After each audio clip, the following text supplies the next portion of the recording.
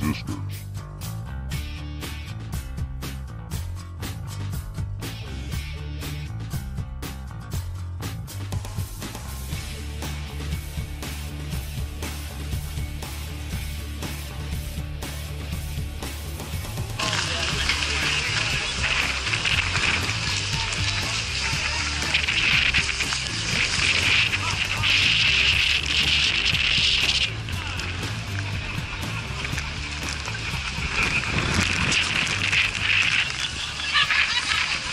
What we're facing is a very serious assault on our Second Amendment right. Every time that we bang the gavel downstairs, I'm concerned about our liberties. Today, our very own Bill Post, House District 25. Here he is, folks. Hi guys, I'm sorry about the weather. I tried. I spent most of the prayer service of my church last night saying, "Dear Lord, please make it stop raining." And you know what happened? It rained 5 times harder. Thunder and lightning came down. Apparently he wasn't on my side on that particular issue. But he's God. He knows a lot more than I do. So let me tell you, I'm going to keep it real short and sweet because it's miserable out here. I'll tell you this, I've said the same thing for years on the radio. I said the same thing 2 years ago in January of 2013 when we stood on these same steps. It was about 24 degrees that day and foggy, and we had a massive crowd, and it was a great day. I said the same thing. Look, the Second Amendment is simple. It's easy. I don't understand why people make it so complicated. I tie it somewhat to some of my Christian theology in that the Bible is really simple. It's not complicated. It doesn't need to be parsed. It doesn't need to be discussed. It should be discussed, but it's simple. It says, God said, and that's it. It's the Bible. It's simple. And that's how I feel about the Constitution, and especially about the Second Amendment. It's very simple. Shall not infringe. Period. The right to bear arms. And so I stand by that. Now, what I want to tell you as one who is now, was out there in the crowd, now I'm inside that marble nut house in there, and that is that I want you to know that there are people that could help us from both sides of the aisle. I'm going to be blunt and honest. In the Senate, it's going to be tough. Okay, universal background checks is coming our way. It's going to be tough to defeat that in the Senate, but in the House, I believe that we have some friends. Spend your time wisely. Talk to them. Talk to them politely and nicely, and make your point clearly and concisely. We have friends over there. I gave a list earlier to some people to talk about, some people to talk to. Talk to them.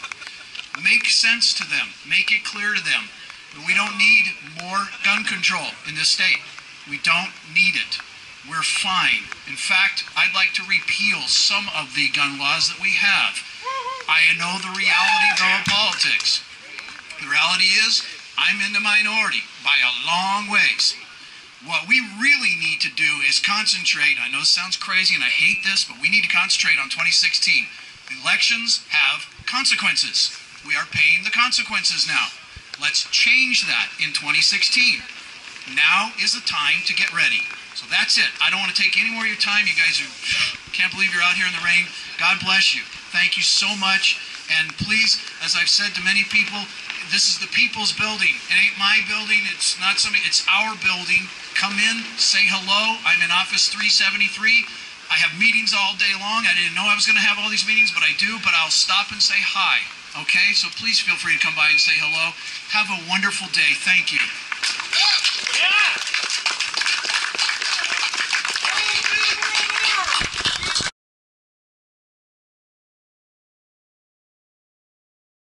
Is Representative Bill Post from House District 25. We're in Salem in his office, and we want to talk to you a little bit about the rally today and kind of the temperature of the state, if you will, and what's going on in the legislature, what we should be prepared for as citizens, maybe what we can do as citizens. Obviously today there was a rally that was heavily weighted for Second Amendment by the heirs of Patrick Henry. Do you have any thoughts on that?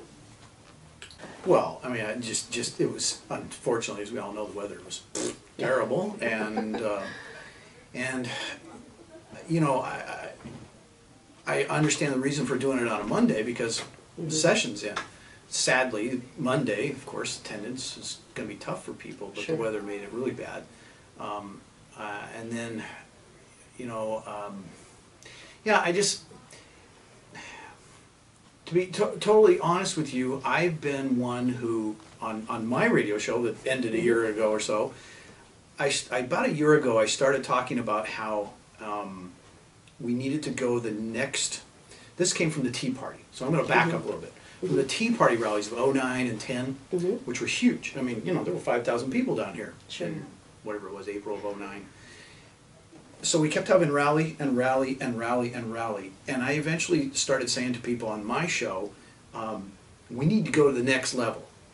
Because rally to me was like, okay, it's great. Everybody's holding our signs and we're all shaking our fists and saying, but we're not, let's go to the next step. And I know that you are in what you're doing with your show and then with posting things and advising people. So what I'm trying to say in a roundabout way is I'm kind of not surprised that, not just because of the weather, there might have been fewer people, because I think people are starting to get more engaged now rather than just going, rah, you know? And I want people to. And one of the things that's exciting for me is being here in the building, reporting on it for all these years. Now I'm inside. Now I'm hearing what's really going on in here, though I did hear something before. One of the things that's a little frustrating right now is, if you'd asked me the question in December, what should we be concerned with? I would have given you an answer. Today the answer is a little different, because so far, unless I'm missing something, I haven't seen any gun bills. I mean, there's been some, but they've mostly been from the R's trying to repeal gun laws. I haven't seen any of the terrible gun bills yet. Now, I say yet, because that's the rumor, that it's coming. Jimmy Burdick, Senator Burdick, Senator Brzezinski, you know, that they're coming. But I haven't seen them yet, unless you guys have seen them. I'm a little surprised. I think what it is that there's so many other policies that they want to kind of run through right now, and then they're going to let everybody take a breath, and then it's coming. I think. I don't know. I can't. With the supermajority they have in the Senate and the near supermajority they have in the House, I don't know how they won't try to run some gun bills. So I'll go back to the rumor that I heard coming into this session was universal background checks. We're going to run that one, and there's no way you're going to be able to stop it, because remember, the numbers are against us. It's 18-12 in the Senate. It's 35-25 over here.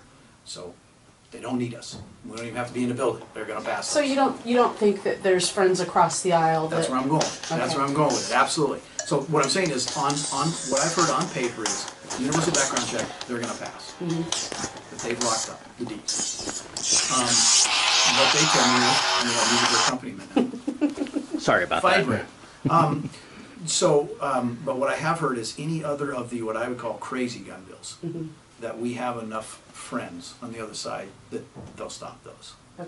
That's what I heard. And that's all I've heard. There's been nothing since. Can I ask what your opinion is on the background check issue? You know, a lot of people, and I asked this question of Kevin Sterrett today, what's the big deal about a background check, right? And he pointed out that it takes something that's a right, an inherent right, and turns it into a privilege. Is that your opinion? For me, it's unenforceable. So I'll just talk common sense, you know. I'm not as smart as Kevin on all that sort of stuff. It just seems common sense to me that a universal background check, if I decide to buy a gun from my friend, really we're going to march down to the state trooper's office and fill out the paperwork and pay the $10. And of course, I don't want to break the law, but of course that's crazy. I'm not going to do that. And then what felon is going to do that? Who's going to do? So how is it enforceable? The only way it's enforceable that I can see is that you then have to have gun registration. Now I know where that is leading to. And I don't want to go there. It's kind of like what I said out there at the rally, and I try to keep it real short and sweet.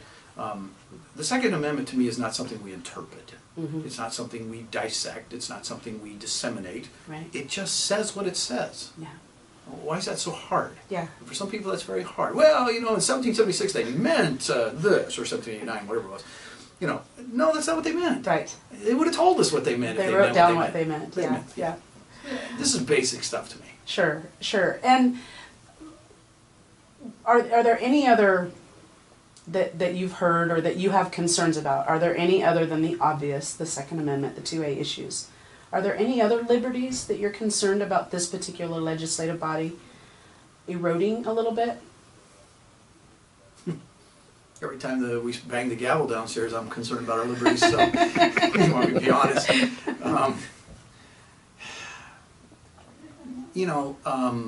There's a bill that's I think that it's gone to Ways and Means, I think, the motor voter. Yeah. So the motor voter, as we're kind of affectionately calling it, which is everybody's registered to vote now. You would opt out instead of signing up to register. Oh, wow. And that's going to pass. I Wow. don't see any reason why it won't pass. It'll pass on partisan, but yeah, that's the Secretary of State Kate Brown has made that her priority, and the Democrats have made that one of their 3 major priorities for this session, and they rammed it through. I think it was rules, and it's now Ways and Means to see how much it's going to cost. We've done a little bit of research. The Oregon counties have said they're in favor of it, though we found individual counties that are not. You know, they just feel like they're being steamrolled, and so they're just kind of, well, I give up, Sure. sort of thing. That was a bad one. Yeah.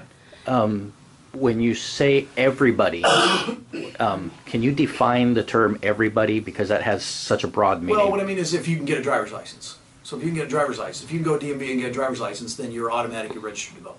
So, for example, a person who's here on, say, a student visa from another country. I don't know how the law works. I thought we took care of that with the ballot measure last year. So I don't think you can get a driver's license unless you're an actual, don't quote me on it, I'm not sure. Okay. I thought that you can't get a driver's license in Oregon unless you, because of the law we just Proof of residency. Proof of residency. Yeah, the driver's license thing is complicated. Wow, that you open up another can of worms. Because the driver's license thing, okay. About 10 years ago, when TSA started requiring the federal ID, you know, Oregon's grandfathered in. We don't actually have a federal ID. Your driver's license is not, it's technically no good at TSA. TSA is allowing it for now. Now, I've heard rumors that they might fight that again. Oregon is one of, I don't know, 2 or 3 states that don't actually have a federal ID. And so when you go to TSA, they're accepting your state license for now. And that's because, again, you're not showing proof of citizenship. So, anyway. So I don't, go back to your question, everybody. I'm just saying, if you're going to get a driver's license, you're registered to vote. I see. Okay. You would have to opt out. You would have to sign something. What we tried to do was the Republicans offered up, I think, 4 or 5 amendments to the bill that would have addressed some of these issues, like, would you put 2 check boxes with yes, no, would you, we did a bunch of different amendments, and they were all voted down on a party line, so. Do you have any push button issues, any passions of yours that are coming up that you want people to know about and be concerned about? Excuse me, I'm sorry. I don't have any 1 or 2. I'm here for the same reason that I ran in this last election years, that I just want to stop as much as I possibly can. So it's kind of across the board. You made a comment when you spoke about elections having consequences. Yep. And do you foresee change in 2016? Good question. It's a hard one, huh? I hope so. Yeah. I sure hope so. I hope that people of Oregon wake up and see that, for the most part, it's one-party rule. I mean, we have one-party governor, Secretary of State, Treasurer, Bureau of Labor and Industries. I mean, you just go right down the line, and then Senate and House. Is this fair to Oregon? But I voted. Well, yeah, and you look at Oregon as unique in that it has that dynamic, that rural versus urban dynamic, and Multnomah, Lane, and Marion County pretty much make the decisions for the state. Although Marion County always goes red. Really? Oh yes, Okay. my county. I had heard there was a little bit of movement to the other side, so. Maybe a little bit. We generally, Okay. we voted for Dennis Richardson. We Okay. voted for down the line. What would you say to? It's Multnomah. It's the 4 counties in Portland. So it's Multnomah, Clackamas, Washington. Who am I missing up there? I think Multnomah, Clackamas, Washington, and then Lane County, and then a little bit of the coast. Yeah. So the North Coast and a smidge of the South Coast. Clackamas is turning. It's slow. We'll see. It's slow. But I feel that. What would you say to, the Libertarians? We are a Libertarian platform. Mm-hmm. And what would you say to the Libertarians who are looking for less government, more individual freedom, less of the aggressive tactics that the other parties demonstrate? How would you like them to be worked into the dynamic? It's interesting because I actually was nominated for the Libertarian. I was nominated and won as a Libertarian and a Republican. And I think that came about because of the way I've talked for years. I've become more Libertarian in my views, so I call myself a Republican/Libertarian kind of guy. I don't agree with all of it because I've ran into true, hardcore believing Libertarians that there should be no stop signs because I should have the freedom to stop when I want to stop because that's my God-given right and the Constitution doesn't say anything about it. Okay, that's extreme. Right. Okay, but some of the Libertarian ideas, absolutely. You know, personal freedom and limited government, absolutely. How do we bring that? How do we bring, because everybody has that in common. If you look at the conservative movement, generally that's what conservatives want. Unfortunately, what seems to get in the way are all the social issues. And how would you, if you were, say, the head of the Libertarian Party, how would you reconcile that and see how you could advance your party, grow your party, make an impact with the conservatives? Well, I have to tell you, this is where I generally get in trouble. We don't want you in trouble. This is my guidebook for everything. And for audio, this is the Bible. This is my guidebook for everything. It was the guidebook for our founding fathers. They didn't have a constitution. They had this. Yeah. They had Daniel Webster and the other men of God. They had Jonathan Edwards, who led us into an era of revival like this country has never seen before. I believe that's what we need in America. I believe if we all went back to this, we'd find out we really have more in common. And if we would abide by what he said in here, it takes care of personal freedoms and limited government and all those things. It does that already for you. So that's where the social issues come into play. But it also doesn't allow the freedom of religion for, say, Islam or somebody who's a Buddhist, or it. So, and it's unfortunate because the core values of government are very similar, and so that would be the one downside to that. You know, I believe in the Bible. I read the Bible. However, I understand the perspective that not everybody does. So, what can people do besides standing outside in the rain? What would you like to see citizens doing? The Oregon Citizens Lobby that meets here every Tuesday and Thursday.